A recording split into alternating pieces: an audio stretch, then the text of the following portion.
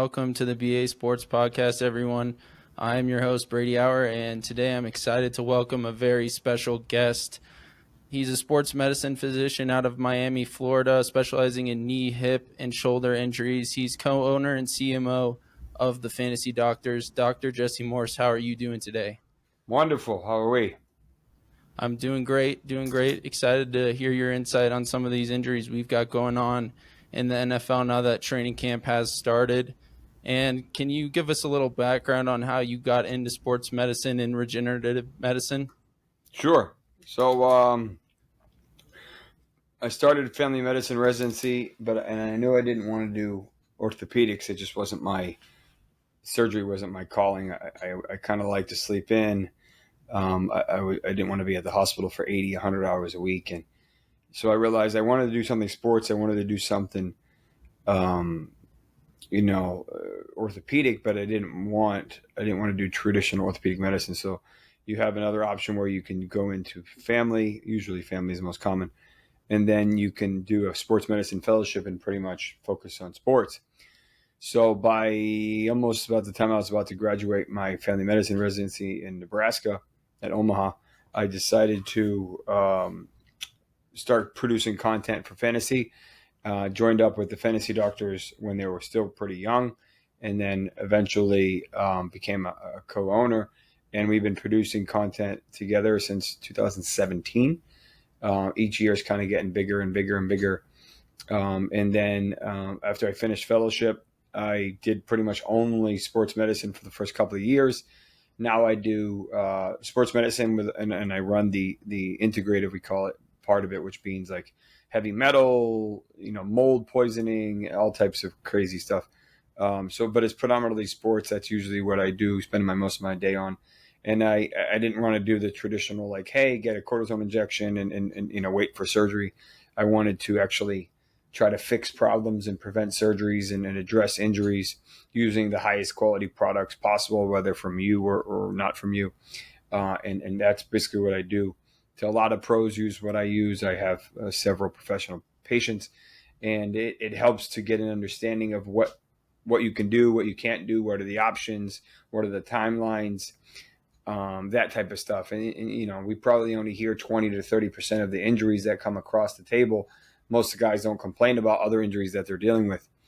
I try to provide analysis to the best of my ability, to the best of the information that we have available. Obviously, there's a lot of speculation, but it's more kind of medical knowledge speculation as opposed to just random people speculating, because I have a little bit more insight than most as it pertains to injuries. And we just kind of building up from there. And last year I kind of went extra crazy in the off season, went back and did a deep dive on every single player that was fantasy relevant, all the quarterbacks, running backs, wide receivers, tight ends, and went back as far as I could go in each one and figured out their injury histories, going back to Pop Warner if I could. So each one kind of has a very detailed injury history, which kind of helps you paint a picture of how risky they are. It's not perfect, but it definitely gives you an idea of which guys have a tendency to deal with it, which injuries, which guys are warriors and play through it, and which guys have a tendency to be a little softer and have a tendency to miss times. Wow. Yeah, that's really good.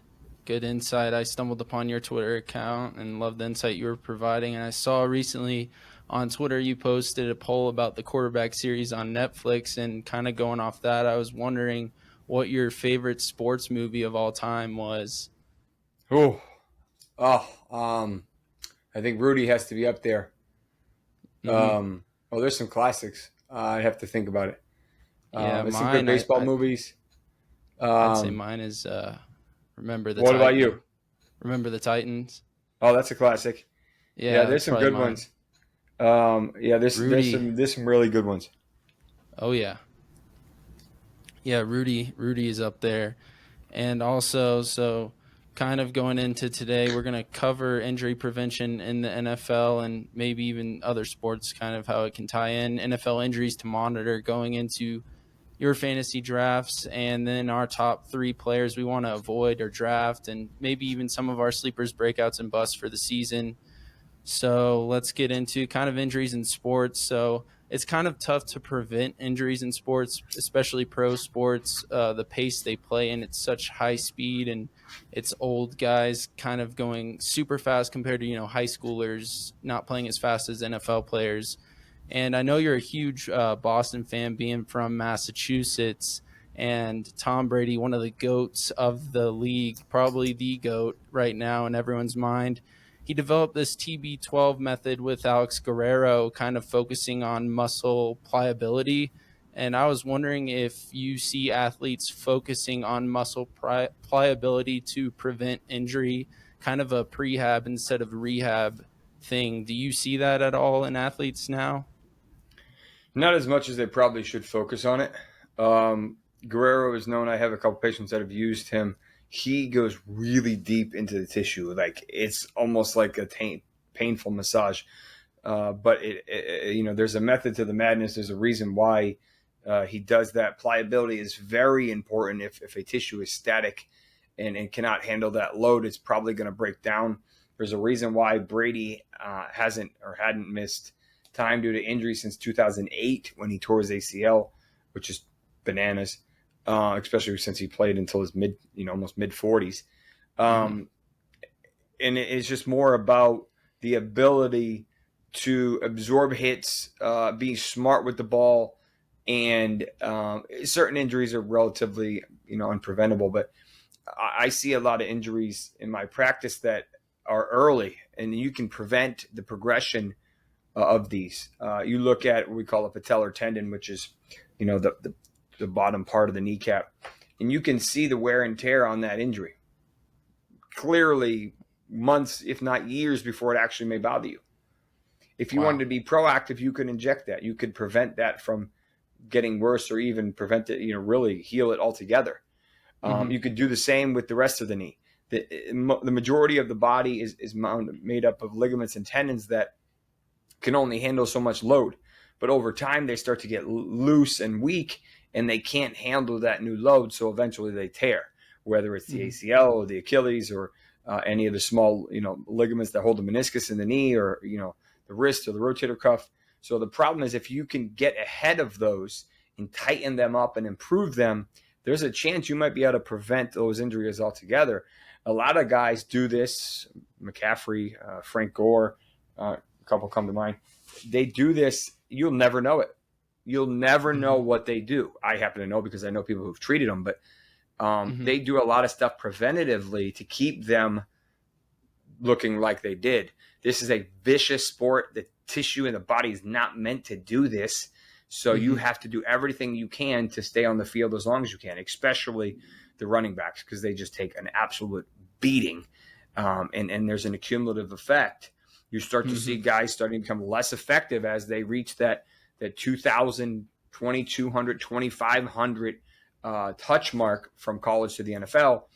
And the problem is most guys never even get there because of their injuries. Guys like JK Dobbins, Rashad Penny, they'll never reach that mark unless they play until their mid to late 30s, because they haven't been able to accumulate it because of their injuries. So it's interesting when you look at it from a medical and injury perspective, why some guys are more effective than others, and it has to do with the way they prevent, the way they train, the way they use their body on the field. Yeah. Yeah, like that's kind of also tying into why the NFL doesn't want to pay running backs right now. Their age fall off is usually around 27, 28 years old. So that's usually right before they're getting off their rookie contract, getting a big new contract. And you're seeing teams don't really want to pay that anymore. Like the Lions, they got rid of Swift and picked up Jahmyr Gibbs in the draft. Jonathan Taylor, Josh Jacobs, they're looking for extensions, not getting them. Saquon only got a year extension, which was better than his non-guaranteed franchise tag that they applied to him. So at least he's kind of secured with $2 million. But yeah, kind of what you're saying is kind of they can prevent it. And I was going to ask about the regenerative medicine part. Kobe and Tiger Woods are two of the more famous athletes over the past 20 years that I believe have used this and used the injections. Do you see regenerative medicine as the future in helping sports athletes recover faster and preventing injury for the long run? 100%, no question. I would say 95% of players use regenerative medicine. Okay. You won't know about it. You'll never hear about Yeah. it. They all know about it. They all have their guy or whatnot. Kobe had to go to Germany, or chose to go to Germany, I should say, to get something called Regenikine, which is, was a good theory and a good treatment at the time. It was basically a version of PRP. Tiger has used a bunch of stuff. And nowadays we have some crazy strong stuff that was way more powerful than anything they had at that time. And a lot of these guys use it. I mean, with the money that they make and the fact that their bodies are on the line, why wouldn't you use it? This isn't like a steroid that's going to Band-Aid and kick the can down the road.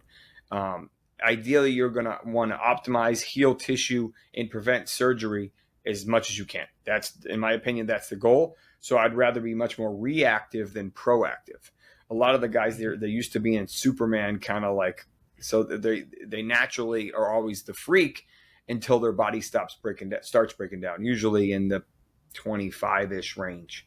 So if guys will come in a little earlier or start to appreciate it, they can prevent that decline, prevent that injury progression, which eventually leads to them no longer being effective on the field and starting to lose money, lose snaps, and eventually their career. Yeah, it's like an investment in their own body for their sport, which, I mean, they have plenty of money to do so, which is why I think Tom Brady lasted as long as he did, kind of investing in his body through the TB12 method. Now, speaking of Tom Brady, let's go into kind of the quarterbacks we need to look at in fantasy drafts. First off, I want to start off with Joe Burrow. He's got a calf strain that happened at camp this past week, and he's expected to miss multiple weeks. They're signing a quarterback from the XFL. I believe he played in San Antonio. But I just want to hear your take on Joe Burrow, and also, can this calf injury linger? Because I've kind of heard that calf injuries like to linger throughout the season. So, yeah, let's hear your take on Joe Burrow, and can it linger throughout the year for him? Oh, yeah. I mean, so calf injuries suck, period. Regular people, athletes, doesn't make a difference. They're awful. Traditionally to the gastrocnemius, which is kind of the two muscles on the back of your calf. There's another one underneath it, but rarely is the soleus injured. The gastroc has two heads, the medial or inner and lateral outer. The medial proximal, more distal, kind of lower, is usually where it gets injured because that's where it has this porous blood supply. Very slow healing tissue because of that poor blood supply, similar to the groin in that matter. Both are notorious for kind of slowly healing and easily re-injuring. If you think about it, you need your Achilles to pick up your foot. You need your calf in order to pull up the Achilles. So you really can't do a whole lot without your calf. Your calf is responsible for propulsion, or at least the gastroc is, and that's basically what you need to do on the field. So as you saw, if you looked into a deep dive into what happened to Burrow on Monday or whatever day it was, his first practice, he did not have a sleeve on his right calf. Then the next day when he ended up injuring it, he already had a sleeve on it. You don't randomly put a sleeve on for the heck of it. You are trying to prevent something from getting worse. My suspicion is he tweaked it the day before, said, you know what, it doesn't feel the best, but it's early. I need to push through this. And unfortunately, given how poor they heal, he pushed it and it tore, as opposed to just, being tolerable and handling the volume and pressure it needed. The problem is that compression sleeve didn't do anything. It may have psychologically did something for him, but it actually didn't help really tissue at all. The good news is that it was only a calf strain. It did not involve the Achilles, which usually would have tore much closer to the heel as opposed to way up here. The bad news is that he's going to be out a couple weeks. The good news is that he should be ready for week 1. I'm assuming this is kind of more of a moderate or grade 2 or close to grade 2 than it is a mild grade 1. But it doesn't matter. He's not known to really play in the preseason anyway, and they don't really need him to. I think they'll do everything in their power to get him ready. In my opinion, he still has about a 20 or 30% chance of increased risk for re-injury in week 1. It will decrease with each week that he's successful, but he could easily tweak it in week 1 and miss a couple more weeks. It would not surprise me at all.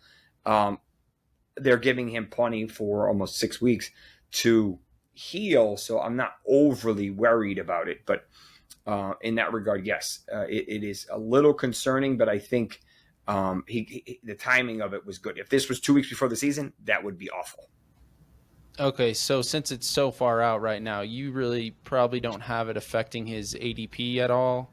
He's kind of going Correct. QB4 right now, 41st overall. Yeah, I mean, and if it is affecting his just by the dip on him, Jamar, to an extent, Higgins, although Higgins isn't as good as some of the guys in his territory in terms of potential. And I think that's a fair spot for him. He doesn't run a whole lot, and maybe this will deter him from running a little even less.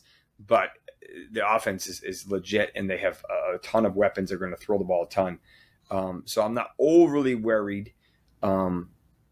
If you're looking for a running quarterback, you're not going to really draft Burrow anyway. Yeah. Like in 4-point per passing touchdown leagues, I've seen that running quarterbacks are a little more valuable because they get 6 points for rushing touchdowns opposed to, the passing getting them only 4. So that's why I have guys like Lamar and Justin Fields ranked higher than Burrow and Herbert. And Herbert's another guy that got hurt last year and kind of lingered throughout the year. He had a rib injury, and then all of a sudden he had a torn labrum, had to have surgery in January, and he played all the games. And I was curious, is a shoulder labrum tear re-injury common for quarterbacks? So labral tears are awful. They're up there with calves. They are awful. Dalvin Cook has had probably 4 or 5 by now. He's had at least 3 surgeries. They're unfortunately very common because the labrum is a big piece of cartilage that basically wraps around your shoulder like a big clock. And even though this was his non-throwing shoulder, if you think about it, guys are kind of holding the ball. They have to place. They have to get a hike. So if this non-throwing shoulder is really unstable and loose, it doesn't feel good. It's painful. And it's just another thing that the guy has to worry about as opposed to focusing on the play or on the execution of the play. He's a tough dude. He had a pretty significant, probably a fracture or a significant contusion, which is very painful. If you remember, the reason why he really got into the NFL, or at least got started in his rookie season, was because Tyrod Taylor ended up having the same injury.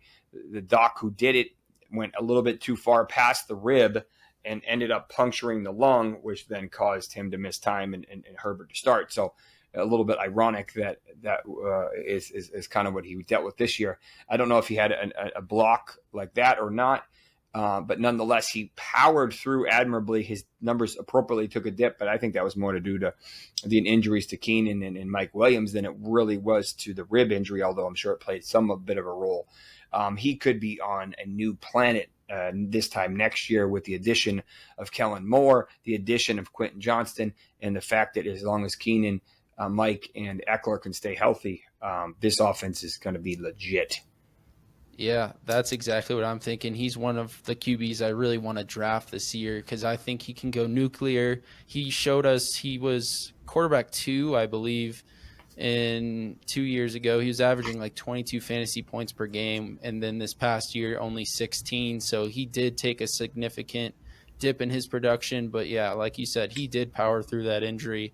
And I had him on my team, and I was like, oh no, he may be out a couple weeks, because really what I look at is the analysts that are on the app I'm using, whether it's ESPN, Sleeper, whatever. And now that I've, found the fantasy doctors over this offseason, that is definitely a tool I'm going to use because you guys go into more depth. And I like the Excel spreadsheet you produced last year. I was kind of looking at it, kind of giving people a timeline of what they can expect and how serious the injury is. And is that something that you're about to ramp up and start up again going into this season?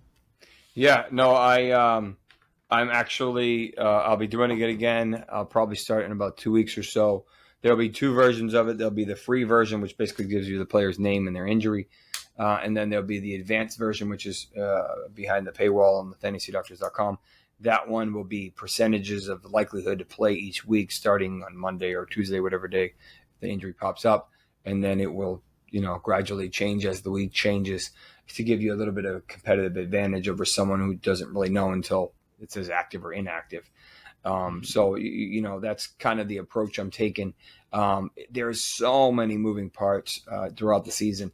And sometimes you'll have 40, 50, 60 guys that are fantasy relevant that are all injured in some capacity. So it's very difficult as a player or as a fan to really keep track of this stuff. And it's helpful to have someone like myself kind of breaking down, hey, yeah, concerned about this? No, don't worry about this guy. Hey, this may be a guy you should actually target for a trade or pick up because this guy's going to be injured or this guy's not going to be as bad as we think he is. So it's definitely a competitive advantage that you really can't get anywhere else. There's a couple of people that do it, but in general, it is pretty niche. Yeah, you guys are definitely one of the very few, and it's awesome to get that insight. And kind of going into the next quarterback I want to talk about is Kyler Murray. We played against him in high school at Plano West. He went to Allen in Texas, and he tore his ACL and meniscus in a non-contact injury. Surgery was actually done a month later in January, and I was curious if you think he's going to be ready to start the season, because in my opinion, I feel like, Breece Hall and Javonte having kind of those knee injuries, and they were 2 months earlier and probably had surgery 3 months earlier. So they're on a faster timeline than Kyler. Do you expect Kyler to be back week one? And if So, not, is he even worth drafting? yes, it's a good question. It's kind of a complicated question, and it sounds straightforward, but it's actually not.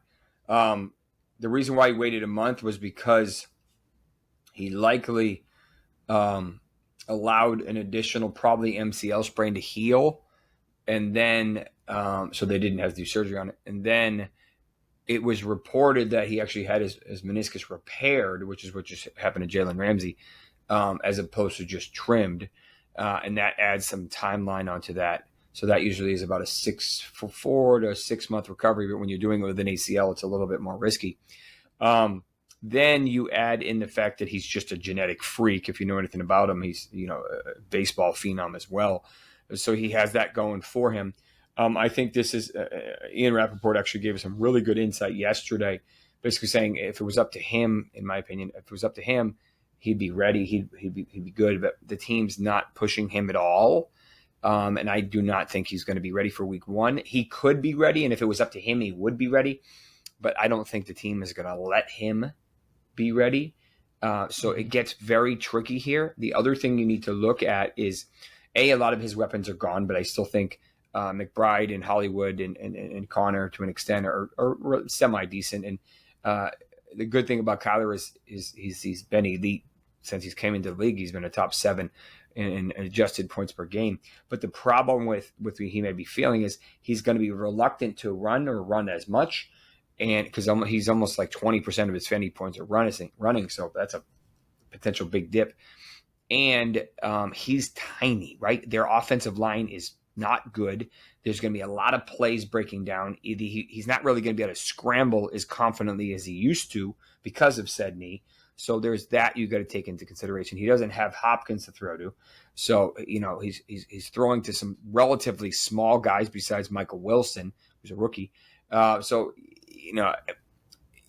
for Dynasty, I'm okay with him. But for this year, at best, a QB2 in a QB1 league or a QB3 in a QB2 league, like he's not definitely startable. And maybe at the end of the year, he could become kind of sneaky. But as of right now, I just don't think he's realistically going to be ready for week one. And when he is ready, you're probably going to have to give him a couple weeks to get comfortable. Yep. I agree with the fact that, this kind of caps his ceiling this year because he's not going to run as much. And I do like taking him later on in a dynasty or keeper league, and even trading for him in a dynasty league. This is kind of a buy low spot for him. So that'd be kind of a good option if you're in a dynasty league and you want to buy low on Kyler. I think this is the time to do it because I think usually a year after is when they become extra super productive again after the knee injury. Like Michael Gallup's looking better this year. He Yep. didn't look great last year. And so that's kind of the pattern I've seen when doing that. And now let's go into like the running back position. This year I'm going into my PPR leagues with the draft decision to draft wide receivers earlier and running backs later, because I think the running back position is a little deeper this year. And I was wondering if you think running backs have an increased injury chance compared to wide receivers in fantasy wise, especially in the NFL. No question. Unfortunately, no question. There's only been one running back over the past 2 years, starting running back, that has played all 34 games. One. Wow. It's pretty insane. And it was Najee Harris, and he probably should have missed games due to that, Liz Frank, but he didn't. Mm-hmm. His efficiency and his explosiveness struggled as a result before and after the injury. Yes, there's a lot of issues with running backs. The volume that they need to be fantasy relevant also becomes counterproductive. If we had a wide receiver get 15 to 20, 22 touches a game, I don't even know what their numbers would look like. It would be ridiculous. Like, if you think about it, Cooper Kupp in each of the past 2 years has had the highest points per game. Like, if you remove all the injury days and if he missed any games, it was about 24 points per game. 24 1 year, 25.8, and then 23 point something last year. So, like, very high. He did that on an average of about 11 to 12 touches or targets. Yeah, that's crazy. Most running backs get 15 to 20, like, legit. So the problem is the running backs are getting rushes more often than not, as opposed to wide receivers are pretty much all getting targets, except for maybe Debo and a couple of the guys that are rushing. And if you look at some of the data, Scott Barrett did it about a couple of weeks ago, showing that the points per game or points per attempt, basically for a target, is 1.67% higher, 1.67x higher than a rush. I mean, it's significantly higher. So if you think about it, when you're running a route, you're really only going to get hit, or at least hit pretty hard, when you're getting tackled. But when you're running the ball, you might get hit 5 times before someone actually tackles you. And then you have to do it again on the next play, or. So when you look at it in that regard, the amount of wear and tear that the running backs get, especially the ones who don't catch the ball, like a Jonathan Taylor who doesn't really catch a whole lot, that's why they're an increased injury risk. The fact that he hadn't missed time is really impressive until this year. But then you have the dreaded ACL. You have Breece, you have Javonte, you had guys like Saquon and Dalvin, and a lot of guys who have had it. It's been very difficult in year one to not only get the volume you're looking for, but get that confidence in that knee and to get that everything to look normal. Even JK Dobbins, who looked really good at the end of last year, missed almost half the season because of that. So the problem is usually they really aren't fantasy relevant or relative to ADP, because they're not going to get the volume that you really need to justify that at the time you need to pick him. Breece Hall is the RB10. I mean, Tony Pollard is the RB9. Pollard, although he came off an injury, it's nowhere near as bad as an ACL. I am pretty much assuming that someone is going to join that Jets backfield, whether it's Dalvin the next day or two or someone else. Breece is not going to get 15 to 20 touches a game, at least not in the early part of the season. Whereas Pollard is probably going to get it unless he gets injured. So it's like you're literally handicapping yourself, and you know this before you've even hit the draft button. Yep. That's kind of what I wanted to get into about Breece Hall in the next part. But before we do that, do you have a strategy this year going in? Like, do you want to go 0 RB and, hone in on wide receivers or Travis Kelce to start, maybe some quarterbacks?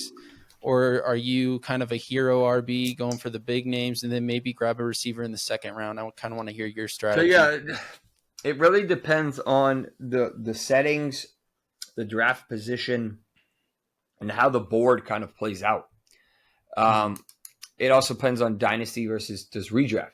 If I were to say redraft 12-team or 14-team PPR with no premiums, single QB, if I'm in the first half of the draft, I'm probably going an elite wide receiver. Yep. If I'm in the back half, I'm probably going running back, and then on the way back, I'll get a wide receiver. I like that. Because what you'll realize is that, as you mentioned earlier, running back is it usually ends up being false, but at least we think running back is relatively deep this year. Mm-hmm. Guys like Dalvin, we don't even know where they're going to end up. Guys like Akers and Dobbins, who could have good years, are in the 18 to 22 range. Guys who are perennial, top 10, like say an Aaron Jones is going 17 or something like that. So unless you're reaching for Eckler or McCaffrey or Chubb or Saquon, you can wait a little bit, into that second and third tier. But once for wide receivers, once your top 5-ish go out, you're really not someone that can replicate those numbers. The Jeffersons, the Jamars, the Coopers, they're getting crazy volume with not a whole lot of injury risk. And we can talk about Cooper if you want in a minute. But Kelsey is really the only, in my opinion, the only tight end that's justifiable in the first round in a non-premium league. You could potentially justify Hawkinson or Andrews, but even then, I just don't think it's realistic. I have my own concerns about Lamar. But if it really depends on the PPR is such a big deal, that it's very difficult for a top running back to stay healthy, to catch enough passes, get enough groundwork to really justify that top 5 pick nowadays. Yep.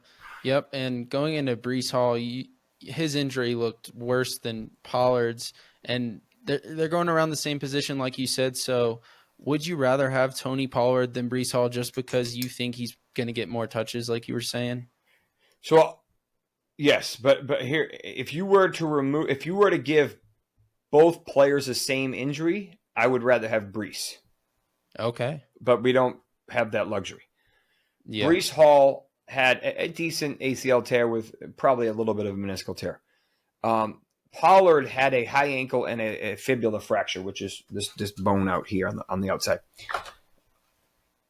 One more addition to that to give you an idea of how that injury can only be worse.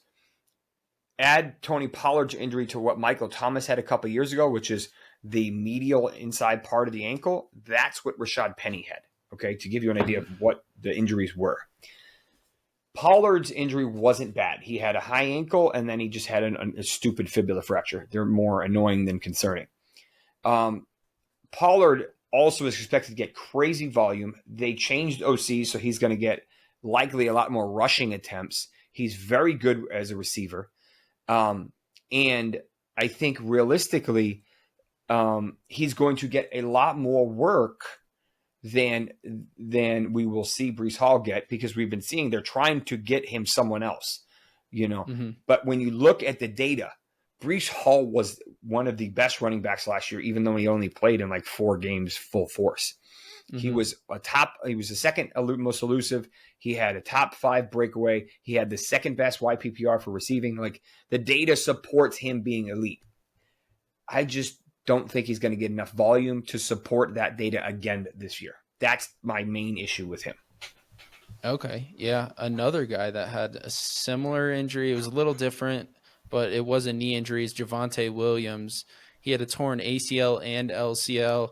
And I'm kind of curious if you're wanting to stay away from Javonte. He's currently going as the RB28, 71st overall. You could also get Samaje Perine later, probably as the RB36 is where I have him right now. And Samaje Perine kind of is that handcuff in Denver right now. So are you staying away from Javonte due to this knee injury this year?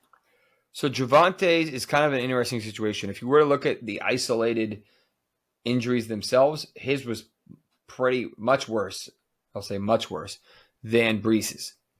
The timing is relatively the same in terms of where they're at, but Javonte should take another month or two to get him to where Breece is probably at now, to give you an idea. Okay. The weird part is that Javonte looks really good. He's cleared all the hurdles. He's already cleared for contact, whereas Breece hasn't. I don't know if that's just the Jets slow rolling or if they're just taking it slower with him, or he's just not ready. I have concerns about Javonte because he was the most elusive rusher last year before his injury. Breece was actually number 2. There's a lot of torque that is required, and I have concerns that he might suffer hamstring or something that is compensating secondary to that injury. I think P. Ryan is going to play a pretty decent role. He's a strong dude. He's really good with his hands. He's a pretty good rusher, and that's pretty much all they have is those two. So in that regard, I think at the minimum it's going to be a RBBC, and if Javonte were to tweak something or miss some time, P. Ryan's going to be a solid back behind who could be a sneaky offense this year with Peyton coming in, Russ looking much better at the end of the year, Judy potentially breaking out. You have a couple decent tight ends with Dolchik and maybe Albert still exists. And then we'll see what happens with Sutton and Patrick and some of the other guys. So this offense has some potential. I don't know, Javonte is going to be a little bit of a later option for me. The talent is there. I just don't know how aggressive they're going to be early on in the season. If he's getting more than 5 to 10 touches, you're probably not going to want to start him. So it's like, what's the point of drafting him if you're not going to start him? Yep. And I think he's going to keep climbing up the draft boards right now because, he's off the PUP list. People are getting all this hype around him like, oh, he's going to come back. And I just don't see it, in my opinion. I'd rather have Samaje Perine later, take a flyer on him. Hopefully he has a great season because last year he also Samaje had about 4 or 5 receiving touchdowns from Joe Burrow. Yeah. So he's not only a great rusher, but also a great receiver. And kind of another running back that is going in this range a little earlier than Javonte is JK Dobbins, who had probably one of the more brutal knee injuries in the past couple years. He had his ACL, LCL, hamstring, and meniscus torn, if I'm correct. Yep. And that was in 2021. And then most recently, he had a cleanup procedure done on that knee. And I was wondering if you think fantasy managers can be confident in a J.K. Dobbins comeback now that he's 2 years removed from the brutal injury that he suffered in 2021. Yes and no. He will never be the same running back pre-injury. Okay. Unfortunately. Yeah. That doesn't mean he's not incredible. Okay, that's a different story. He came back and looked really good. The problem with J.K. Dobbins is that it's not really his problem. It's the offensive problem. And we don't really know exactly what this offense is going to look like because Monken's taking over and it's going to be completely different. If he doesn't catch any passes in a PPR or half PPR type of league, even if he goes 15 for 80, I mean, you're getting, 8 points? Like, yeah. It's a good traditional day, but not a good fantasy day. Even if he caught 5 passes, now you're looking at 14, 15, 17 points. That's a big difference. So my hesitation for him is that they just don't really pass the ball to the running backs. And again, unless it changes, I love the talent. I'm not super concerned about the knee. I think Melvin is there as a more of an annoying thing, but that tells me more Gus is not really ready, and Gus's was very similar to JK's. JK had pretty much one of the worst you could have, unfortunately, and his was actually contact as opposed to non-contact. So I have some reservations. I'd rather have someone like an Akers who may defy the odds and be the first true running back to come back from Achilles and actually look really good and explosive. So if we're going in that range, there's a couple of guys that probably prefer knowing that they're going to catch some passes and have pretty much the backfield to themselves and don't have the same quite injury risk with that knee. Yep, I like that. J.K. Dobbins, I think it was on Twitter, a stat that Lamar Jackson targets running backs in one of the least out of all the quarterbacks in the NFL. And so I think he may struggle in that receiving capacity, which, he's probably a better back in your standard half PPR leagues, but in full PPR, I'd kind of want to avoid him. He's just worrying me with all the weapons they have in that offense. It's a little worrisome with Odell. They added Zay Flowers in the draft. Rashad Bateman does have a Liz Frank injury, but he's probably expected to be back sometime this season. And then not to mention they have Mark Andrews, and then the rookie tight end last year, Isaiah Likely, was also a big help in that offense, got some receiving production.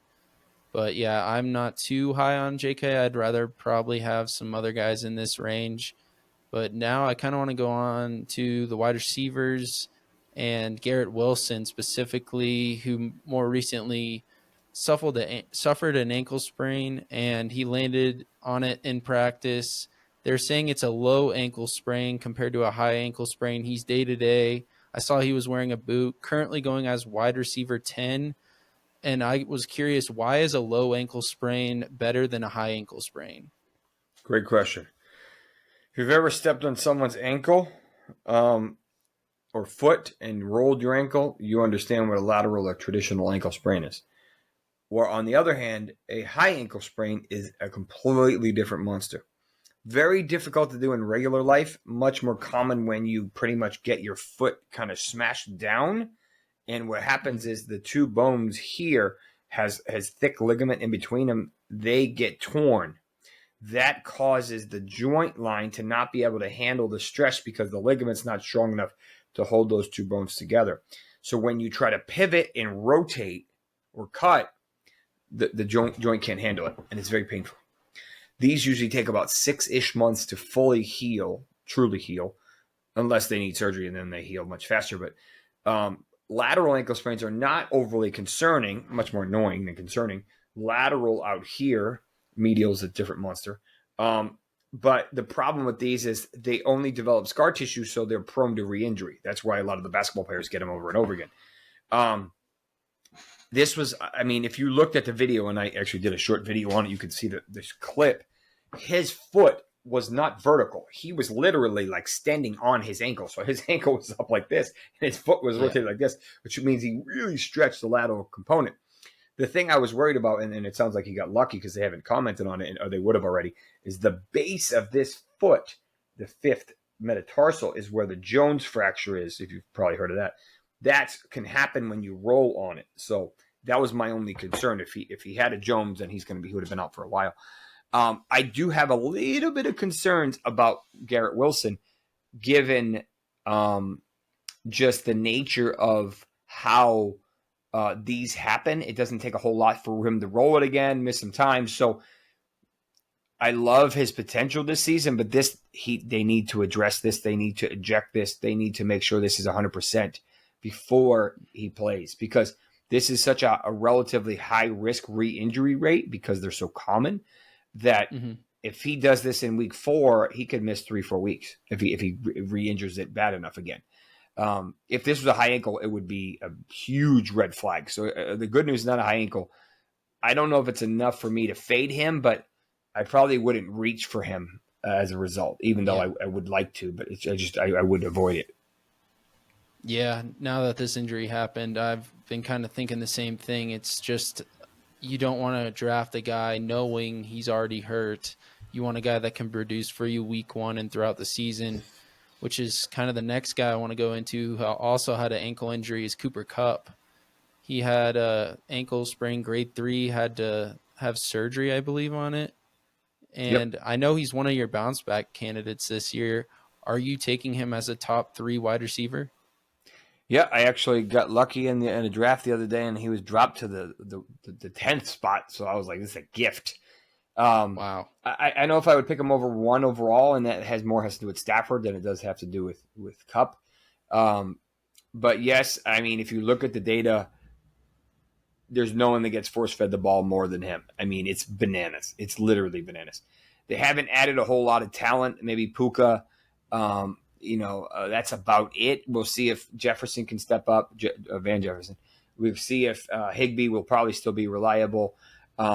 Maybe Atwell can do something. Akers is really there, but they don't really have a whole lot of like scary weapons besides Kupp. So I have no reason to think, hey, he's not going to get crazy volume again. If Stafford was back last year, he would have been back. If because Stafford was season ending, I don't think they brought him back. That's in my opinion.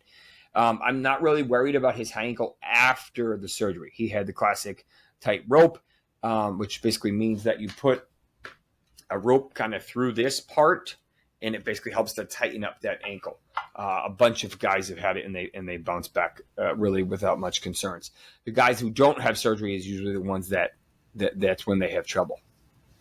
Okay, yeah, I did not know that. That's good to know because I was a little hesitant on drafting him just because of the injury, but I know his production is just at a high level. I currently have my wide receiver top 5 as Justin Jefferson, Jamar Chase, Tyreek Hill, then Cooper Kupp, then Diggs. And I was curious if you have your top 5 wide receivers that you want to draft this year. Yeah, they're all in there in some capacity. I think as long as Tyreek doesn't get any issues from this Marina incident, I think he should definitely be in the top 3 or top 4. Jamar is just a stud. Obviously, he's a little dependent on or semi-dependent on Burrow. Justin Jefferson, I don't think it's possible for him to get better, but it's kind of a scary thought. I think you can mix them around. Diggs is super reliable. It doesn't get the kind of same prestige that the rest does, but having someone like Kincaid and maybe Gabe Davis, if he can finally deliver, will help Diggs because he'll probably have not be doubled and whatnot as much. You have like Garrett Wilson we just talked about. He's up there at CeeDee Lamb. I think is should be in the discussion. And then you have other guys that are kind of in that area that we have a little bit more questions about. Javonte, Waddle obviously is kind of their AJ. But I think the top 4 or 5 is pretty solidified. Yep, I think so too. Yeah, especially that top 4. There's really no one touching those guys. And the next and last guy I kind of want to go into to hone in on people when they're drafting is Kyle Pitts, who tore his MCL. Currently going as the tight end 5. He was the tight end 33 last year. Definitely did not get your value back if you drafted him, which I believe he was going as like the tight end 3 or 4. And he was the tight end 6 in 2021. I saw your video that you're staying away from Pitts. So I was wondering if you could give the viewers a little reasoning why you're staying away from Pitts this year. Yeah, so I mean, there's not many guys that have the talent that he does as a tight. He might as well be a wide receiver, but as a tight end, came out bursting at the seams in rookie season. Had a great rookie season. Unfortunately, had some regression last year with the changing of the quarterbacks. Even early in the season, he was pretty much struggling. I mean, he only had 75 PPR points through 10 games. I mean, that's not really that much, if you look at it. And I did a deep dive, and his analytics all dropped. And this is when he was supposedly healthy. Mm-hmm. So, quarterback, I think, played a role. I think Drake London played a role indirectly. And now they have, Bijan, who's going to take a lot of load off him and off them, in addition to Algier, who I think will still get some work. But I'm more concerned about this knee injury than they're leading on. This was not just an MCL tear. It almost can't be. For how far he is out, he should be 100%. There's something else. And even when it was initially announced, it wasn't clear-cut, hey, this is an MCL, he's done for the year. They were kind of fishy. They were like, we don't really know what to make of this. And then like, oh, yeah, he's going to undergo season-ending surgery. So I wouldn't be surprised if there's a meniscal tear, if there's something going on in what we call the anterolateral corner, so kind of this front part. And that may prevent him. You could see him wearing a brace, which he shouldn't really need to, which is concerning. I think they're going to have to change some of his route trees as a result of this, which may be good for him and may not be.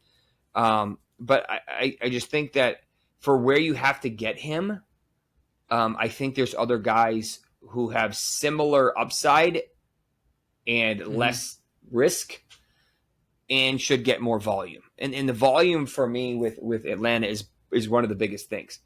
I want 85 to 115 targets from my tight end. I don't think you're going to get that with Pitts, even if he plays all 17 games. I just don't know if you're going to get 7, 8, 9 targets a game. I don't think you're going to get it, because they only might pass 20 times a game or something like that. Yeah. So assuming he gets a 65% completion rate, I mean, what is he going to get? 13 passes or something? So, I mean, between him, London, Mac Hollins, maybe they throw it to Bijan, how many is he really going to get? So that's kind of my concern with him, is that I'd rather have Hawkinson. I'd rather have Goddard. I'd rather have Andrews. I'd rather have wait a little bit and get a guy like Laporta or Kincaid. Chig is kind of sneaky this year, obviously. We'll see how the addition of Hopkins plays a role. I'd rather have a lot of these other guys, although you could say, yes, he's more talented and pitch should reign. I'm gonna let someone else have to deal with him this year, and I'm okay if he goes crazy. Yep, I think I'm on the same page. It's a little too high for me. The injury also does not help. Them not being a pass-first team, them being a run-first team under Arthur Smith does not help.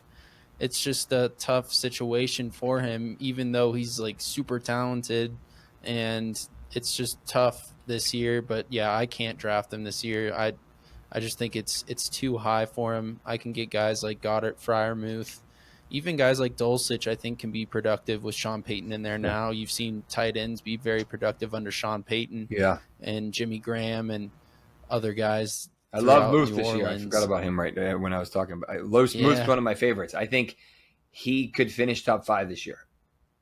Things have to go kind of perfect, but I think he's shown, not many rookies, tight ends are good from their rookie year. I mean, just look at it. Waller's an exception, but Kelsey obviously had a bad knee injury in his rookie year, and even then he took a couple years to ramp up. Andrews took a couple years to ramp up. Like, most of these guys are not smashes from their year one. He was top 12 or maybe top 13 both of his first 2 years. This is only his third year, So, Cole Kmet I'm kind of off on this year. He kind of fell into it. Taysom Hill is technically a tight end, but I don't know what you want to call him. I think he was in the top 10 last year. Ingram obviously had a great year. They added Ridley, so how much is he going to, even if he only loses 10 to 15 catches, it's probably going to be enough to knock him out of that tier. Yep. Yeah, I love Freiermuth this year. I'm definitely trying to take him.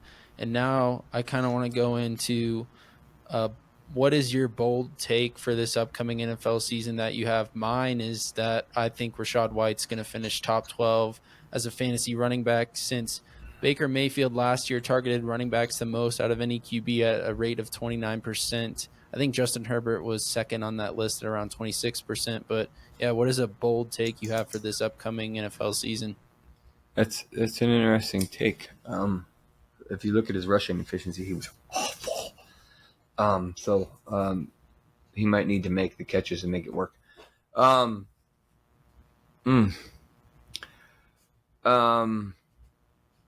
say people are disappointed by Lamar again. Okay. That's a tough for some people to. I want him to succeed. I just have some concerns I can't overlook. Yeah, I agree. He's very risky drafting him, and he's going around the QB5, QB4 range. Really depends on how people have him and how he falls in your certain format. But yeah, he's going as a top 6 QB pretty much everywhere. And yeah, I like guys like Justin Fields just a little bit more this year, just because I think Justin Fields can kind of prove the doubters wrong.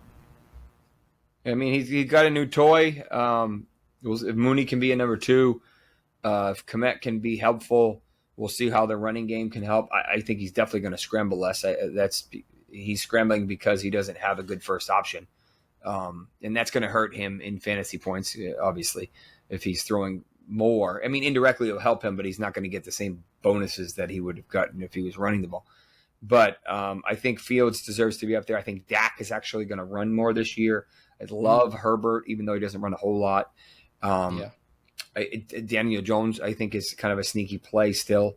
Geno Got another toy, two to yeah. be honest with you, if you want to consider Charbonnet. I think he should still be in the discussion. Goff doesn't really run. Kirk doesn't really run. Russell could flirt with top 10 again. So, it doesn't take a whole lot. Kyler shouldn't be in the top 10 unless everything goes perfect. It doesn't take a whole lot to say, well, if Lamar misses a couple times, he's not running as much, and you see all those other guys jump up, could he finish in the 10 to 15 range? It's very realistic, very possible. Mm-hmm. And if that happens, you're going to be disappointed because you had to pay for him over all those other guys. I mean, you're taking him as a top 6 QB. Yeah. You have to. Yep. If not, he won't be yeah. there. Yeah. So now I kind of want to go into the top 3 players you're looking to avoid and draft. The top 3 players I'm looking to avoid are Breece Hall, Kyler Murray, and Joe Burrow, just because I'd rather get Justin Herbert a little later. But yeah, I'm kind of avoiding Breece and Kyler just because of their injuries, and I can get guys later. And then top 3 players I want to draft is Najee Harris, Justin Herbert, and Elijah Moore, because I think Najee's going to bounce back. That Liz Frank injury got him off to a slow start last year. Through the first 8 weeks, he was RB23, and then weeks 10 through 18, he was actually the RB7. Finished the RB14. I think he can do really well, so that's kind of why I want to draft him. But yeah, who are you avoiding and drafting this year? Your top 3 for each. I'm going to give you a little bit of a problem with that Najee take, and I'm going to tell you why.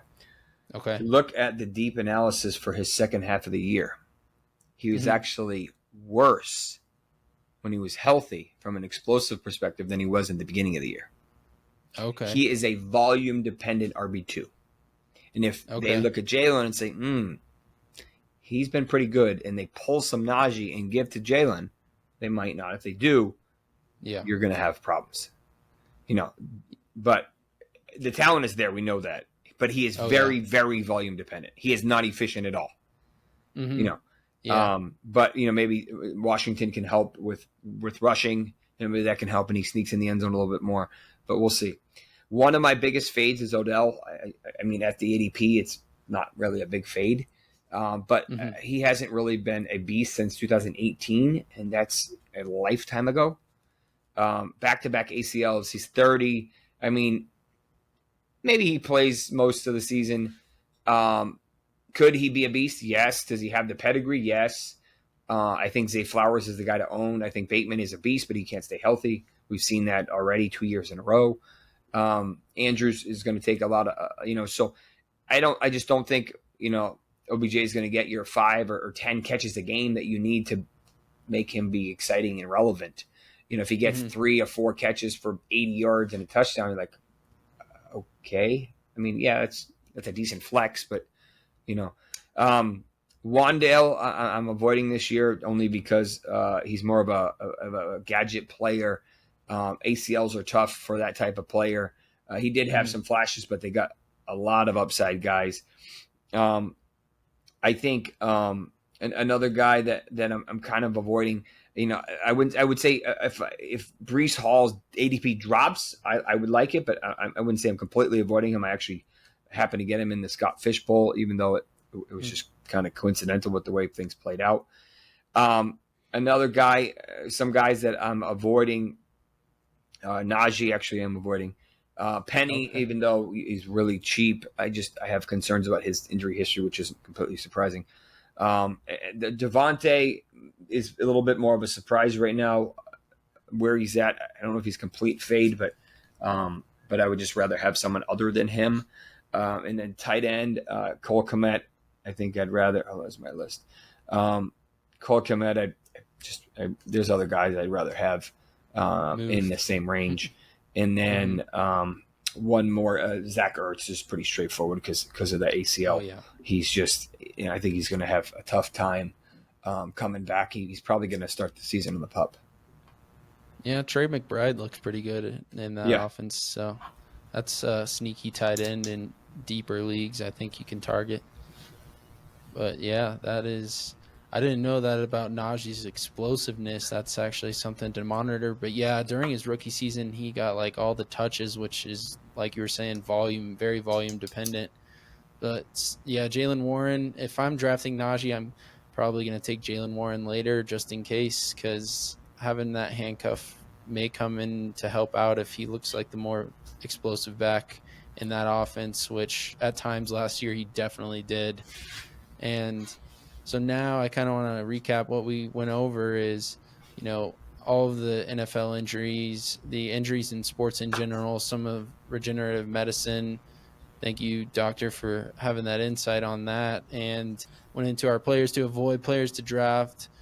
And now I was curious how my listeners can help support you in your work at the Fantasy Doctors. And I know you've got a draft guide out there, so if you could please tell them how to locate that and what they can do to get that on their hands for this upcoming season. Yeah, sure. So we're on all platforms. Twitter's my primary at Dr. Jesse Morse. I'm on Instagram, but I don't really use it a whole lot. For video content, which is pretty much what we specialize in once the season starts, is YouTube and TikTok. We're pretty good at that. We put a ton of content out. I'd probably say 15 to 20 videos a week on individual video injuries and then collective injuries. I do a kind of a weekly injury report, I guess you'd say, that changes daily. There's a free one. There's a deep dive one. They're either available on my Twitter feeds in some capacity on the Fantasy Doctors one or on our website. And then our injury draft guide is pretty comprehensive. I continue to add to it weekly until the season starts. That one is a combination between all of these advanced metrics like your PFF, your reception, perception, and player profiler, and whatnot. And then you stack and you add on in the injury analysis and why this player is a little riskier than that one, and taking some injury history stuff from them. And then there's a lot of graphs, a lot of analytics, a lot of, hey, this is what you need to target for a top 15 running back. This is what the data shows for the last 10 years and that type of stuff. And you can get that either by itself or with the weekly package on the fantasydoctors.com. Or if you're a sleeper member, if you like sleeper and you want to deposit over $20 in there, they will send you the draft guide for free. Oh, wow. Just awesome. Just coordinate that and they'll be able to do that. Use the code TFD for that. Awesome. Yeah, that's really cool. You're at Dr. Jesse Morse on Twitter for those looking for him on Twitter. And is it at the Fantasy DRS? Yeah, DRS. Doctors was too long. Yeah. Yep. And just a closing question for you. I saw that you're a big sports car guy, and I was wondering if there's any sports car you could own, what would you own? So I have the luxury of living in Miami, which is kind of like a sports car friggin' place. It's crazy. I see, I wouldn't say it daily, but a couple times a week I'd see a Bugatti, and every other week I'd see a Pagani, which is pretty insane. Nowadays there's so many crazy toys and so many things. They're all beautiful. I love my 911s. I love the turbos. I think if I had to pick one, oh God, there's a couple that are just so bananas that are unrealistic. But there's a couple Astons that are the Valhalla is pretty sick. I think it'd probably be a Pagani just because of how ridiculous they are. Yeah. But I mean, they're not realistic. I mean, I don't know how many people are spending $6 million on a car, but but in general, it's probably what I would say. But I at least have the luxury of being relatively close to the Pagani dealership, probably 10 miles away or so. So if I want to fill that void, I get to appreciate it for a short period of time. That's awesome. Yeah, I would probably go with Ferrari 488 Pista Spider.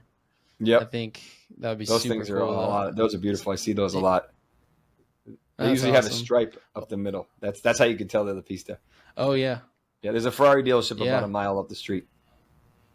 Yeah, And that's what I'm saying. you Those go places, visit it's it. like Monaco. It's friggin' crazy. Wow, Miami. I love the That's Ferraris. awesome. I'll eventually have one because I've always wanted one. they're beautiful everyday cars, whereas the other ones are kind of one-offs. Yep. Yep. I agree. Like, yeah, Pagani is absolutely insane, but I really appreciate you coming on and giving your insight on all these injuries and your rankings and really everything. You have great fantasy insight. I encourage everyone to go check them out at Fantasy Doctors and at Dr. Jesse Morse on Twitter.